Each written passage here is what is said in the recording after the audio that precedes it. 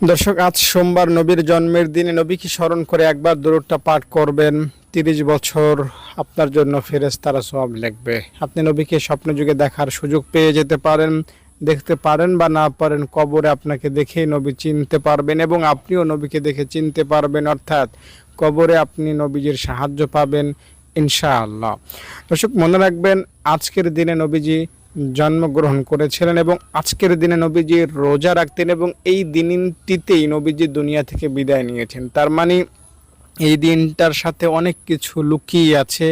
বিশেষ করে এই দিনটাতে আপনার আমলনামা আল্লাহ তাআলার কাছে জমা দেওয়া হয়। সাপ্তাহিক এক সপ্তাহে যা করেছেন তা এই দিন আল্লাহ তাআলার কাছে ফেরেশতারা রিপোর্ট হিসেবে জমা দিয়ে থাকে। তাই এই দিনটার মধ্যে অনেক গুরুত্ব আছে, তাৎপর্য আছে, ফজিলত আছে। তাই আপনি যদি নবীজির শানে ভক্তি করে শ্রদ্ধা করে এই দুরূদটা পড়তে পারেন, বিশ্বাস করেন আপনার জন্য 30 বছর ফেরেশতারা সওয়াব লিখবে ইনশাআল্লাহ। নবীজির দিদার আপনি পেয়ে যাবেন স্বপ্নযোগে, অথবা কবরে আপনি দেখেই নবীকে চিনতে পারবেন।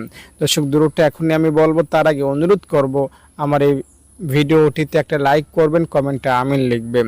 দুরূদটা হলো জাযাল্লাহু আন্না মুহাম্মাদান মা হুয়া আহলুহু। এটা দিল থেকে, মন থেকে, অন্তরে গহীন থেকে আজকের এই সোমবার মাত্র 11 বার পাঠ করবেন। দায়িত্বের সাথে বলছি, 30 বছর আপনার সওয়াব হবে। একবার এই দুরূদটা পাঠ করলে 70 জন ফেরেশতা চলে আসে। 30 বার এই দোয়াটা পাঠ করবেন, তাহলে বুঝতেই পারছেন কত ফেরেশতা চলে আসবে এবং আপনার জন্য কত সওয়াব লেখা হবে। আপনি 11 বার এই দুরূদটা আজকের এই সোমবার দিনে পাঠ করবেন দিল থেকে, অন্তরে গহীন থেকে।